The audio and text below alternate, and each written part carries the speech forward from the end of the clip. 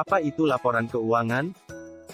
Laporan keuangan adalah sebuah catatan informasi keuangan suatu perusahaan dalam satu periode tertentu, yang dapat digunakan untuk menggambarkan situasi kinerja perusahaan tersebut. Mudahnya, laporan keuangan adalah dokumen penting berisi catatan keuangan perusahaan baik transaksi maupun kas.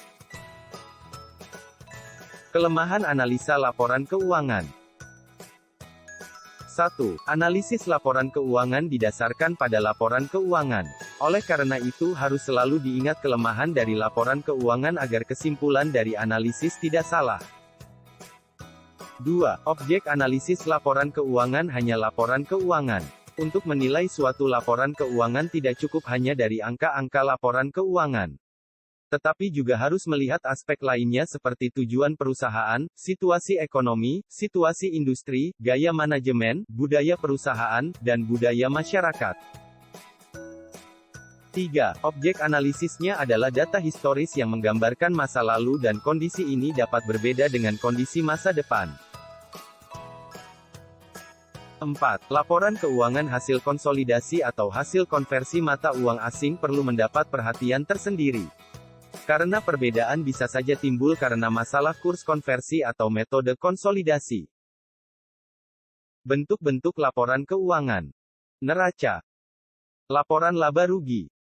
Laporan perubahan modal. Laporan arus kas. Dan laporan catatan atas laporan keuangan.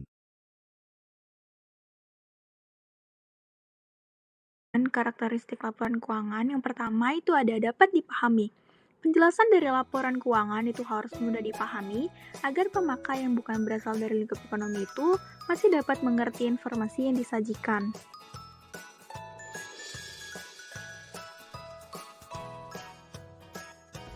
Yang selanjutnya adalah relevan. Suatu laporan keuangan dikatakan relevan jika informasi yang disajikan dalam laporan keuangan tersebut dapat mempengaruhi keputusan para pemakainya.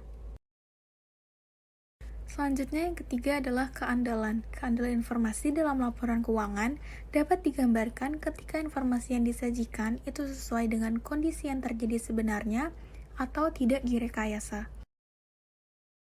Dan yang terakhir adalah dapat dibandingkan. Jadi laporan keuangan itu harus dapat dibandingkan dengan laporan keuangan pada periode lain untuk mengidentifikasi kinerja keuangan perusahaan. Menurut PSAK, tujuan dari laporan keuangan pada poin pertama yaitu di mana laporan keuangan menyediakan informasi yang menyangkut posisi keuangan, kinerja, serta perubahan posisi keuangan suatu perusahaan yang bermanfaat bagi sejumlah besar pengguna dalam pengambilan sebuah keputusan. Lalu pada poin kedua, di mana laporan keuangan juga menunjukkan apa yang telah dilakukan manajemen atau pelaporan keuangan ini sebagai wujud pertanggungjawaban manajemen atas sumber daya yang telah dipercayakan kepadanya. Lalu pada poin ketiga, di mana laporan keuangan ini disusun untuk memenuhi kebutuhan bersama sebagian besar pemakai laporan keuangan itu sendiri. Lalu selanjutnya ada manfaat dari laporan keuangan. Laporan keuangan ini sangat berpengaruh untuk setiap pihak. Yang selanjutnya pihak-pihak tersebut dibagi menjadi dua, yaitu pihak internal dan juga pihak eksternal. Manfaat laporan keuangan pertama yaitu adalah manfaat internal, di mana pada manfaat internal ini terbagi menjadi dua, yaitu pihak direksi dan manajemen dan juga pihak karyawan. Pada direksi dan manajemen, manfaat laporan keuangan ini memiliki informasi yang digunakan untuk mengambil keputusan, evaluasi usaha yang sedang berjalan, melakukan budgeting dan kontrol internal. Dan jika sebuah informasi keuangan ini yang diberikan akurat, maka pengelola bisa mengambil keputusan dengan tepat berdasarkan data-data yang dimiliki. Selanjutnya ada manfaat laporan keuangan bagi karyawan. Nah, laporan keuangan bagi karyawan ini akan memberikan suatu informasi mengenai stabilitas serta profitabilitas dari perusahaan. Karyawan juga tertarik dengan informasi yang memungkinkan mereka menilai kemampuan perusahaan dalam memberi jasa, manfaat pensiun, dan juga kesempatan kerja. Selanjutnya ada manfaat laporan keuangan bagi pihak eksternal, di mana pada pihak pertama yaitu ada investor. Manfaat laporan keuangan bagi investor sendiri yaitu di mana informasinya ini memiliki hubungan dengan risiko terkait dengan investasi modal. Informasi tersebut akan membantu investor mengambil keputusan apakah ia harus menambah modal, mengurangi, atau bahkan menjual investasinya. Pada poin kedua ada kreditur atau pemberi pinjaman.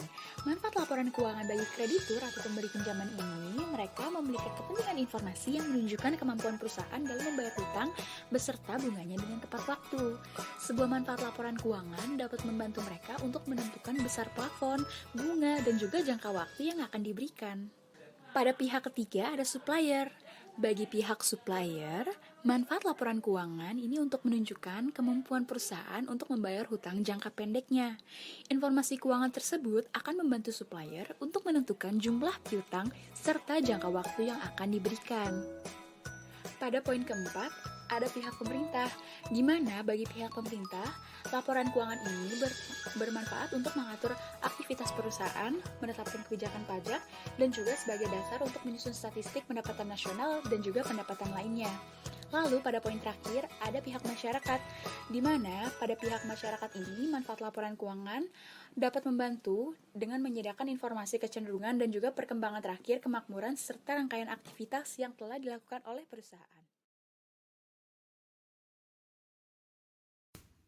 Selanjutnya adalah analisis laporan keuangan. Analisis laporan keuangan merupakan suatu proses atau kegiatan menganalisis laporan keuangan perusahaan dengan menggunakan alat-alat dan teknik analisis untuk mendapatkan informasi yang diperlukan dalam analisis bisnis. Nah, analisis bisnis ini sangat diperlukan untuk proses pengambilan keputusan berbagai aktivitas usaha, termasuk di dalamnya yaitu pengambilan keputusan untuk investasi, kredit, ataupun penilaian initial public offering. Nah, tujuan utamanya untuk analisis laporan keuangan ini adalah memahami kinerja keuangan yang telah dicapai perusahaan pada 3 aktivitas utamanya, yaitu operasional, investasi, dan pendanaan, serta tujuan lainnya ini untuk menentukan estimasi dan prediksi yang paling mungkin mengenai kondisi kinerja perusahaan pada masa yang akan datang.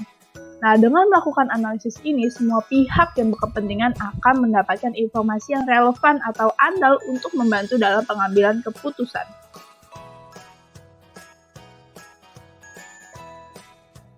Selanjutnya adalah metode analisis laporan keuangan. Terdapat 4 metode analisis yang dapat digunakan. Yang pertama adalah metode analisis tren. Metode analisis tren ini merupakan metode analisis yang dilakukan dengan membandingkan laporan keuangan untuk beberapa periode, sehingga dapat terlihat nih perkembangan perusahaan dari satu periode ke periode yang lain. Setelah dibandingkan, akan terlihat bagaimana sebuah kecenderungan kondisi perusahaan atau yang biasa disebut dengan tren. Dengan melihat data historis dari tren ini, maka kondisi perusahaan di masa yang akan datang pun dapat diprediksi. Yang kedua adalah metode common size. Metode common size ini merupakan metode analisis yang menjadikan laporan keuangan dalam bentuk presentasi, di mana presentasi tersebut akan berkaitan dengan sesuatu yang dianggap krusial atau penting, dan berjumlah yang besar seperti aset pada neraca ataupun penjualan pada laba rugi. Yang ketiga adalah metode index time series. Metode ini menjadikan laporan keuangan sebagai indeks dan dipilih sebagai tahun dasar. Biasanya tahun dasar yang ditetapkan diberi indeks 100. Adalah metode analisis yang dilakukan dengan membandingkan angka-angka pada laporan keuangan perusahaan dalam rentang periode yang berurutan. Dengan cara ini dapat diketahui nih perbandingan kondisi masing-masing pos dalam laporan keuangan. Nah, adanya data perbandingan, maka perusahaan dapat memperkirakan arah perubahan pada setiap pos. Seperti contoh, pos aset dari 2016 ke 2020 itu arahnya bagaimana. Nah, untuk melakukan metode komparatif dapat melakukan 2 pendekatan. Yang pertama adalah pendekatan year-to-year change, dan kedua adalah pendekatan index number trend series. Pendekatan pertama yaitu year-to-year change ini membandingkan perubahan dari tahun ke tahun. Sedangkan yang index number trend series ini menggunakan indeks trend pada jangka waktu yang telah ditentukan.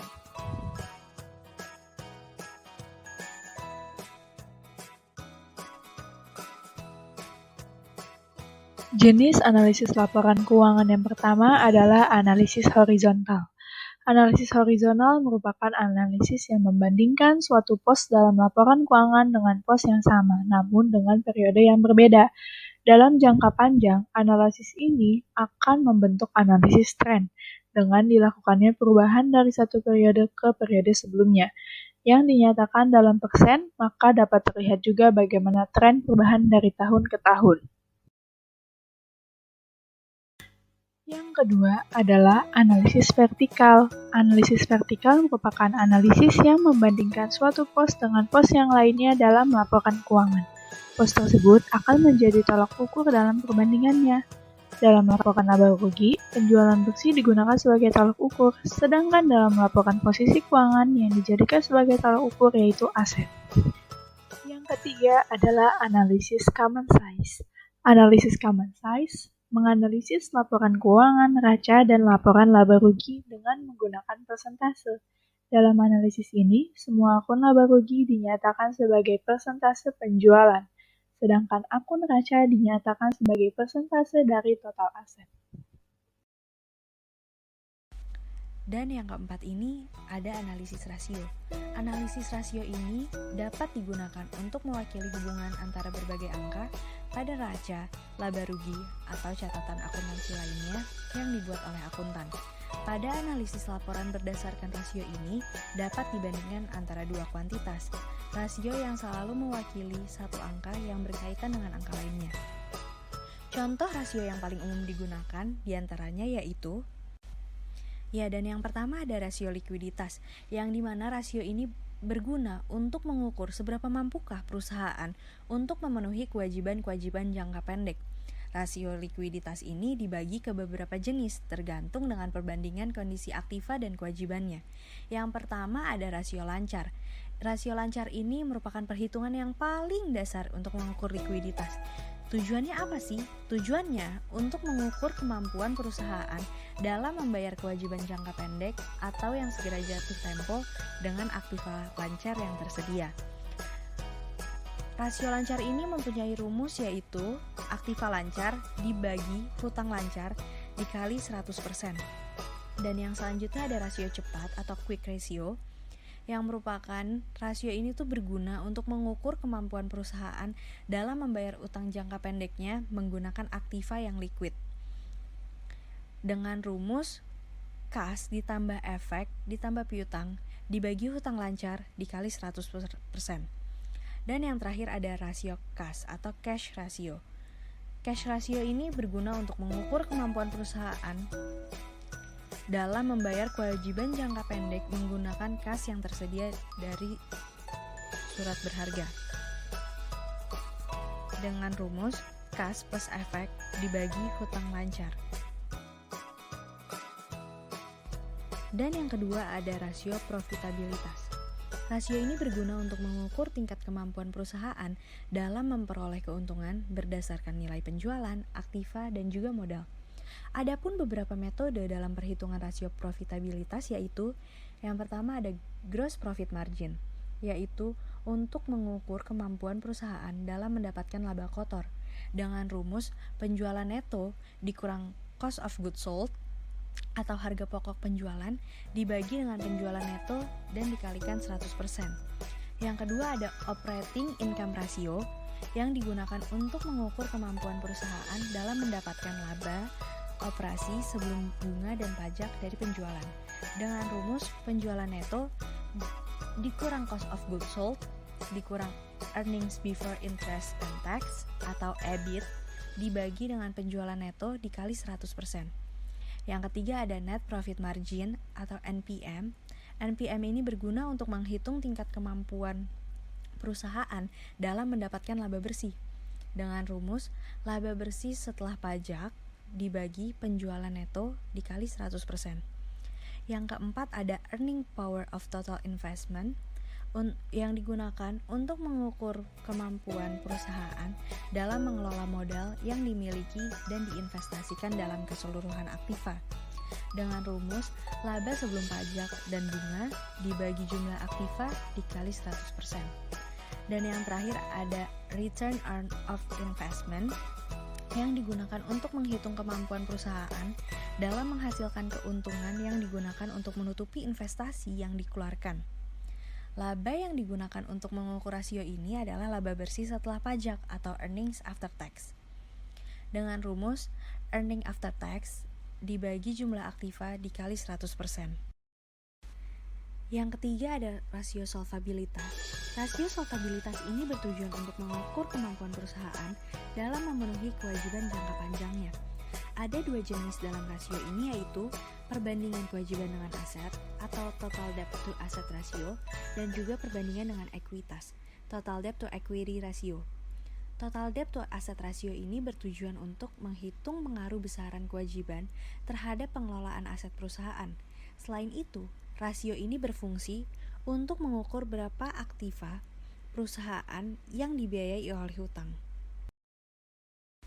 Nah, yang perlu di-highlight di sini yaitu kunci dari total debt to asset ratio adalah semakin kecil rasionya, maka semakin aman. Dan yang terakhir ada rasio aktivitas, yang dimana rasio aktivitas ini bertujuan untuk mengukur seberapa efektifnya perusahaan memanfaatkan segala sumber daya yang dimiliki.